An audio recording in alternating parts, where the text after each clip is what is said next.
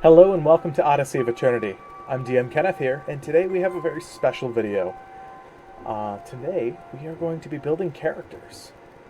Uh, Sorry it's been a while since we posted. I've had some computer issues, and unfortunately we've lost most of the videos that has not been streamed. However, I'm back. We're better than ever, and we are going to hit the ground running here, guys. Alright, so first off, we are going to work on a character. So, those of you who might not have ever built a character before, I tend to look to inspiration in just the wackiest of places. I'm currently going to be playing in a Hekna campaign setting by one of my very good friends. Who's also on Start Playing, and I can post the link to his stuff down below. Go support him, he's a wonderful creator. So, I'm going to be playing in one of his settings, and trying to figure out what I want to play. Well, I had inspiration of, well, everyone here calls themselves the Kenku Club, so, well, I figured I have to do at least a Kenku. And that sort of hard to figure out what I wanted. So, however, I'm on D&D Beyond. Have my inspiration. Nice little Kenku mini that I had made on Hero Forge. Just sort of fiddling around. Sometimes Hero Forge is really good to do that. To build character ideas. You see different weapons that you like, different ideas that you like, and you can build a character around that. So, character we are looking to build tonight. I've already taken the liberty to build him on Hero Forge, so don't need to watch me build all that stuff. By the way, not sponsored by Hero Forge, but you should definitely support them. They have great products. And the color minis come out fantastic. The pictures do not do them justice on the website. So, here is Boomy, my Kenku. Not sure about the name. We might fix that later once we build in character ideas. But to start off, I like that he's not I like the idea that he's an albino Kenku. Sort of got like glove-esque things on. I accidentally got the mini printed before I realized the hand, his feet. And you know what I realized what I like? Guns. Dynamite. Character idea, Kenku. Artificer, because why not? Obsessed with finding solutions to problems using gunpowder. Might not just be the gun. Might be a bag of gunpowder. You know, the like. Gotta be creative. Find those explosive solutions. So, let's go back to D&D Beyond and build this character. So, my characters. Don't pay attention. I have lots of characters. So first off, I already have Shu built. I was playing around a little bit on D&D Beyond, trying to figure out what I liked, what I didn't like. And, you know, things happen. And figure Artificer, good. Cool. So, let us go back. And let's create a... Alright, so, D&D Beyond, a great world building tool, great character building tool. Yet again, not sponsored. One day, maybe. Who knows? So, first off, we're going to go click Standard Character Creation. Have a running character name of, let's say, Boomy. I know that's not what I'm going to name him, but just so I know. And I'm going to go down. The DM said anything was allowed as long as it ran by. So I'm going to click Critical Role content, non-core D&D content, Magic the Gathering. I'm not a fan of the Rick and Morty. Haven't really dived into it that much. Sort of unbalanced, I feel, but not my cup of tea, but that's a conversation for you and your DM. And homebrew content, with sharing campaigns, it brings up a lot of content, so I just usually leave it off. Enable digital dice rolling for the character. Sounds good. Always click the optional class and customize your origin if the DM says you can. Some DMs don't allow that. Me, I tend to allow it. And my DM that's running for this one did say that that is a totally acceptable thing. For the time being, leave it on Milestone. Not sure if we're doing Milestone XP. Easy fix later on Hit point fixed. Add feats and multi-class. Encumbrance, coin weight, boom, boom. Alright, now we're going to go to the next one. Now, race. See, there are a lot of different options in D&D, and I'll be making videos sort of going over each one of the races in the future. I very much like all of the races here, some more than others. Like I said, Kenkus definitely have a soft spot in my heart, and that's what we're going to be making today. We're going to be making a Kenku. So, Kenku, haunted by an ancient crime that robbed them of their wings, the Kenku wander the world as vagabonds and burglars who live at the edge of human society. They get a +2 to dexterity, +1 to wisdom, expert forgery, Kenku training, and mimicry. And live about 60 years, reach maturity at 12, tend to be chaotic. I love chaotic, very much so. Lawful is just very hard for me to play. About 5 feet, sort of light, 90 to 120 pounds, 30 feet walking, expert forgery, Kenku training, mimicry, and they can speak, or they can read and write Common and Orin, but they can only speak using mimicry, which is the funnest thing about them. Kenku in my headcanon have eidetic memories, and so it's always nice to keep a list of phrases and stuff that they've heard. So, first off, dexterity and wisdom might not be the best of what I'm looking for the character, so I'm going to hit origin ability score increase. I'm going to change. This will allow me to change where those are put back. This was come out in Tasha's great source book. Was a little leery at first about with myself, but I've come to love it very much so. I'm going to leave the Kenku training there and origin language. Those don't really matter to me. So paging back to this. Origin ability score. I'm going to put my intelligence up by 1, and I'm going to keep the dexterity by 2. I just wanted to trade out that wisdom for intelligence, because it makes more sense for the character. And you can pan down, open up all these different tabs. It'll tell you different things about the character, the race, Kenku training. Alright, let's pick 2 skills. So this character, imagine him, guns, the like. Sleight of hand makes sense. Gotta be quick to reload those and stuff like that. Nimble hands in the middle of a fight, very useful. Now I have another one. Stealth, deception, or acrobatics. Deception for a Kenku, for verbal, not so great, but written could be good. Stealth could be good, but gunpowder tends to be loud, so I don't think stealth is the best idea. Acrobatics, though, jumping away from explosions without looking at them and feeling like a badass. That's going to be this character. Alright, so we got mimicry language. We are done for the race page. Moving on. I have all the different classes. There's 1, 2, 3. There's a little 13 or 14 at this point, if I remember correctly. I'm going with the Artificer. I've never played an Artificer before, being a newer class in the published D&D stuff. So I'm super excited to be playing one now. Their hit die is a die 8. Intelligence is their primary attribute, and Constitution and Intelligence are their saves. Alright, so first level, they get light armor, medium armor, shield, simple weapons, thieves' tools, tinker tools, 1 type of artisanal tools of your choice, Constitution, Intelligence, saving throws, and I can choose 2 from Arcana, History, Investigation, Medicine, Nature, Perception, or Sleight of Hand. And proficient in gunpowder weapons. Magical tinkering, which is cool. At first level, you learn how to invest a spark of magic into mundane items. To use this ability, you must have thieves' tools or artisanal tools in your hand. You then touch a tiny non-magical object as an action and give it one of the following magic properties of your choice. The object sheds bright light in a 5-foot radius and dim light for an additional 5 feet. Whenever tapped by a creature, the object emits a recorded message, which can be heard up to 10 feet away. This is really funny with a Kenku. Object continuously emits a choice of an odor or non-verbal sound. Also could be very funny.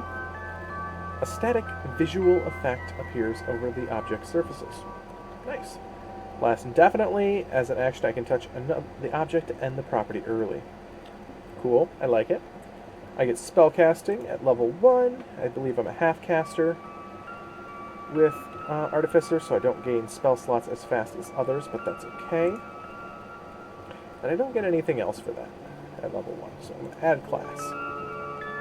Alright. Now, yet again, you tab over to the optional feature managers. There's nothing there for artificers. Okay, that's fine. So proficiencies. Let's see. Definitely going to want investigation, as trying to deduce new ways, inventive ways to use gunpowder. Perception, definitely needed. Need to see if something is, sparkling or smoldering.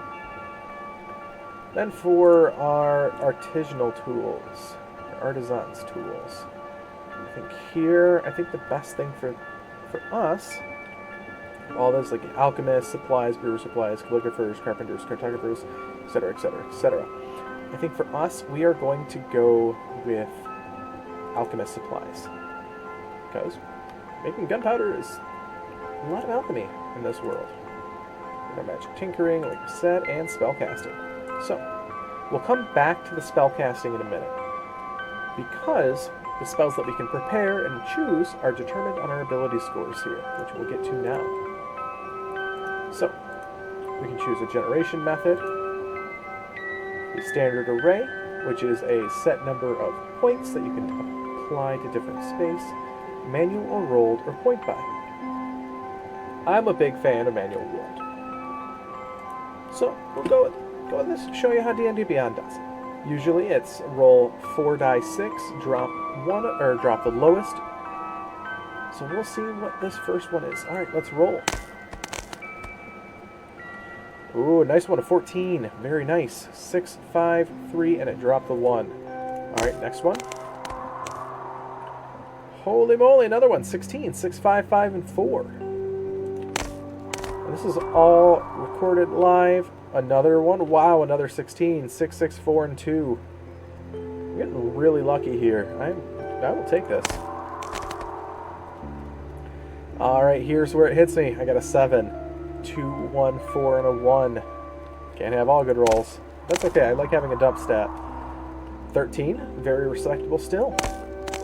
And the next, last but not least, let's see, 7. Alright, so I got 2 7s, a 13, a 14, and 2 16s. I think this is very good. And rolling is live. These are the characters, these are the points that I'm going to take. So, let's see. As an artificer, intelligence is my best stat. So I'm going to put intelligence, and then dexterity is for combat. For aiming my guns, the weapon of my choice. I'm going to do that. So intelligence and dex are going to be my 2 high stats, which will put my dex up to, I believe, a 18, and my intelligence to a 17. Next up, constitution for me. I have a hard time dumping con. Very hard time. Not great with it. So, constitution is going to be my 14. Can't justify dropping that health, just for me. It's all personal preference. That leaves me with strength, charisma, and wisdom. So, wisdom, I need perception, so I'm going to put my 13 in wisdom here. That way I have decent perception, I can look around, I can see if things are dangerous. Now for strength and charisma, they're both going to be 7s. I'm okay with that. Strength, yeah, you can get an assistant to help him with that. He's a bird, doesn't have those big bird arms. And charisma, well, Kenkus don't tend to be liked too much in Faerun, so a sort of low charisma is okay. Apply those ability scores and let's see what it gives me. So a total of strength 7, dexterity 18, constitution 14, intelligence 17, wisdom 13, and charisma 7. Solid stats for a good character. Now, this is where we'll go back to spells. D&D Beyond, you can go back to class, click on spells, click on known spells. And I'll tell you, I have 2 cantrips that I can know, and 3 prepared spells out of 18 spells in there. So let's filter by cantrips first. Alright, first off, definitely need something to put out gunpowder explosions, stuff like that, or fix the issues. So I don't see him being a very magic-based person. I think they're going to be more utility. So first off, I'm going to do Spare the Dying, because when experiments go wrong, oops, gotta have that safety net there so I can save whoever my hapless partner was for that. And then next up, I don't see him being very clean, so prestidigitation might not be out. Mending might be a really solid one to fix anything that he breaks. Guidance would be another one, funny one. Just be like, gods above, help me. I'm about to blow myself up. Let's figure this out. But I think Mending is going to be the number one that I choose here. I can always get the other one later. So now we're going to click our first level spells. Now it says 3 prepared. So let's see here. I don't want really great damage, so I'm going to go utility. Grease is good. That's always my favorite. It's very underused in 5e. Very just sort of funny. I like it. So false life, I'm going to do that one as well. Give myself, like, oops, I'm about to blow myself up. I'm going to give myself a little bit of a survival chance here. And then, let's see here, what's absorb elements do? Acid, fire, lightning, thunder. That might be really good thematically. Yeah, I'm going to go absorb elements. That way, if I do blow myself up, I can use a reaction, burn a spell slot, and take half damage to help survive. And so that is it for the spells. I have 18 known, prepared 3. I believe artificers can change their spells every morning, like other casters. And we're going to tab over to our description. See, I figured a better name for this. We're going to call him Shu. Like, Shu, go away! Because he likes playing with gunpowder. People don't want him around him. You usually hear Shu fairly often.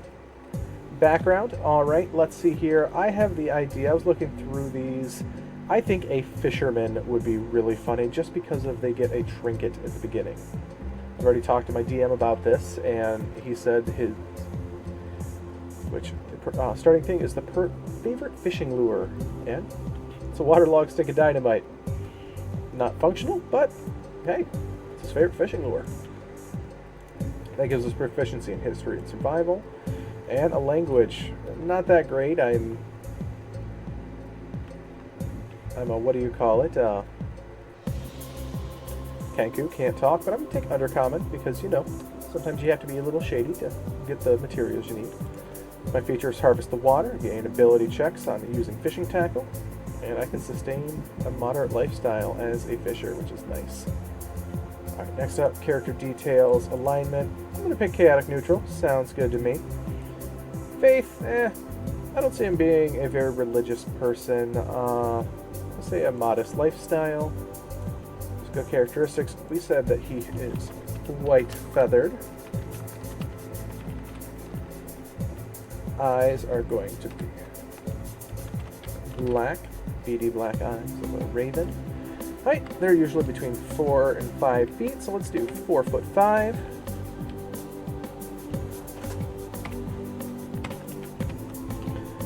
Weight, he's going to be on the lighter side, not being a beefy boy, 90. He's going to be, let's say, 18 years of age, and he is a male, he, them, or he, him. Alright. Physical characteristics are done. Personal characteristics. Personality traits. Let's see what they recommend here. Unmoved by the wrath of nature. My friends, my crew, we ship. I like that. My friends are my crew. We sink and ship. These I usually take 2. And luck favors me. That sounds like him. So my friends mean everything, and luck favors him. I like that. Ideals. Now we pick one of these.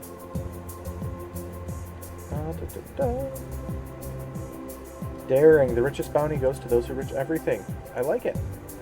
Now bonds. See, I don't like any of these for them, so I'm going to go, his bond is his friends.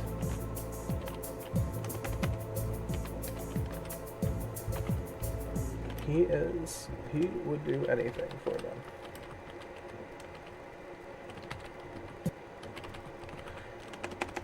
Now, no character ever survives first contact with a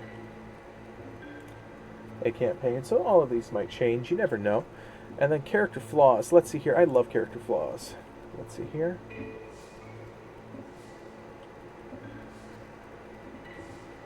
You know, I really like the fact that he might judge people for being lazy. I like that. He's a hard worker. I'm going to go to our starting equipment. So equipment, you can pick whatever, follow this, or you can go to your gold. I'm going to go gold, and I believe, so 10 times 10, and starting gold, that gives me 100 gold. Cool.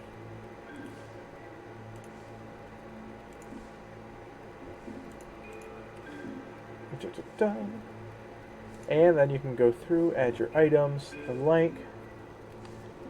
I will do that at a later time. For the most part, the character is done. So, hit what's next. View your character sheet. And you have yourself a character once it populates. You can see the stats, tab through your spells, your inventory features traits, descriptions, notes, and extras, and as well as your actions. Alright, I'll keep you guys posted on how this character has been doing in the campaign. Should be a blast. Alright, thank you for watching, and thank you for joining the Kenku Club. If you're new, remember to like, comment, and subscribe down below. And as always, thank you for watching. Odyssey of Eternity out.